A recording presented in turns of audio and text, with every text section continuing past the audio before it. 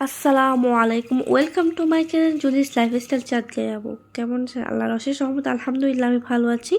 আবারও নতুন একটি ভিডিও নিয়ে আপনাদের সামনে হাজির হয়ে গিয়েছি। আজকে রান্না করব কলার বলি। একে একে সকল উপকরণ দেখিয়ে দিয়েছি।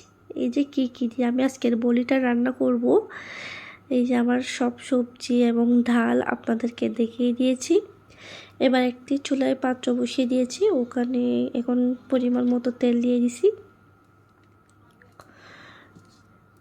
এবার একটু নেড়ে চেড়ে নিচ্ছি তেলটা, দিয়ে দিলাম রসুনটা একটু ব্রাউন কালার আসার জন্য ওয়েট করব।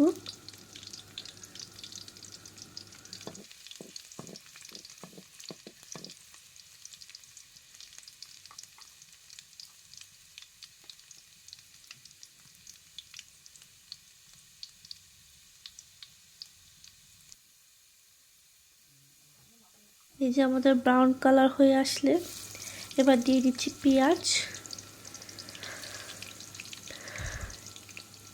দিয়ে দিচ্ছি। এবার পেঁয়াজ দিয়ে কিছুক্ষণ নেড়ে চেড়ে নিচ্ছি।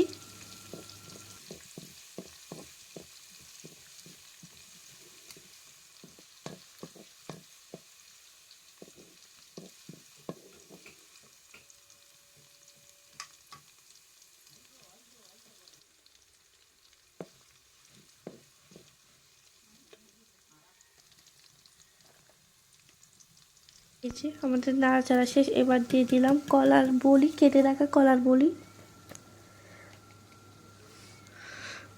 তারপর দিয়ে দিচ্ছি ডাঁটা এবং আলু। ফুলকপির ডাঁটা নিয়েছি, ওখান থেকে অল্প দিয়েছি, এবং আলু দিয়ে দিচ্ছি। মসুরের ডাল, এবার দিব বুটের ডাল। এই যে বুটের ডালটা দিয়ে দিছি।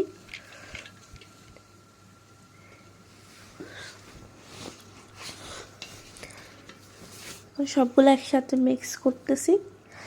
আসলে আমাদের মাছ মাংসের তুলনায় শাকসবজিটা একটু বেশি খাওয়া দরকার।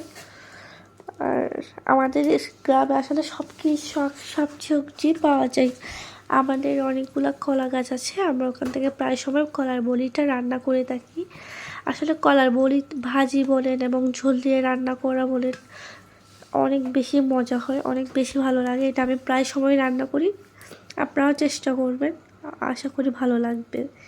এই যে সব কিছু মিক্স করে এবার দিয়ে দিচ্ছি কাঁচামরিচ যা একটু নেড়ে ছেড়ে দিচ্ছি।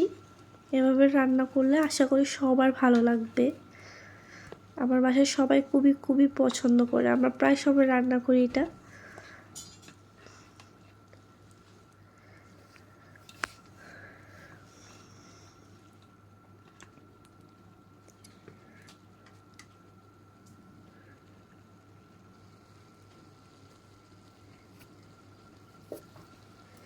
এবার দিয়ে দিচ্ছি পরিমাণ মতো লবণ।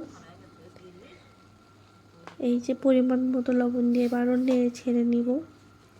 এটা ধৈর্য সহকারে আস্তে আস্তে রান্না করলে আশা করি খুব মজা হবে।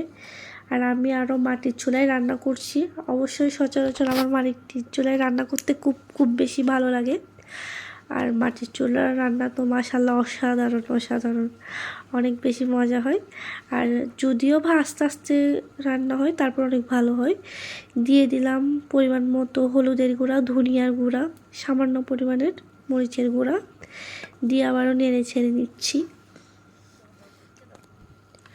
আসলে ধোঁয়া উঠতেছে, মানে ধোঁয়া বলতে এই যে আমি পানি দিয়ে দিচ্ছি। বেশি ধোঁয়া ওঠার কারণ আসলে পানিটা কী পরিমাণ দিছি সেটা মানে দেখাতে পারিনি। হালকা পরিমাণে আপনারা যেরকম ঝোল পছন্দ করেন ওই রকম দিবেন। এই যে আমার অলমোস্ট ফুটে যাচ্ছে। এই যে আমি পাশে মাছও রান্না করছি। আসলে মাছের মানে ভিডিওটা করতে পারি স্বল্পতার জন্য। আমার রান্না শেষ, আলহামদুলিল্লাহ, অনেক দেখতে সুন্দর হয়েছে, খেতে অনেক মজা হবে। Thanks for watching. আসসালামু আলাইকুম।